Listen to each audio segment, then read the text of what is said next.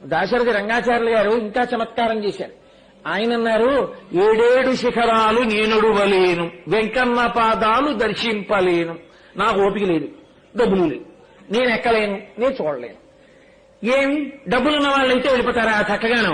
కలవారినే కాని కరుణించలేడా, నిరుపేద మొరలేవి వినిపించుకోడా, నిరుపేద మొరలేవి వినలేని నాడు స్వామి కరుణామయుండన్న బిరుదేలనమ్మ. అడగవే మాయమ్మ అనురాగవల్లి. ఎప్పుడు అడగాలట? నడిరేయి ఏజాములో స్వామి నిలుచేర దిగివచ్చును. రాత్రి నీ దగ్గరికి సంతోషంగా దిగొస్తాడే, అప్పుడు ఏమండి డబ్బున్న వాళ్ళు అయితే వచ్చి ప్రత్యేక దర్శనాలు, విఐపీ లెటర్స్, సేవా కార్యక్రమాలు, 5 రెట్లు కట్టుకోవడాలు, కట్టుకుని మీ సేవలు చేసుకోవడాలు, చక్కగా మీ దగ్గర ఉండడాలు, ఉత్తరీయాలు పుచ్చుకోవడాలా? ఆ నిరుపేదలందరికీ అతి లఘు, మహాలఘు, శీఘ్రలఘు ఈ దర్శనాలా? ఏం కారుణ్యం అండి మీది అని అడగండమ్మా. ఈయన అడగట. ఎవరు అడగలట? అమ్మవారు అడగలట. ఎప్పుడు అడగలట? రాత్రి పడుకోవడానికి పాపం ఆయన ఏదో సంతోషంగా ఇంతసేపు నిలబడి పద్మావతీదేవి దగ్గర వస్తే అడుగమ్మా.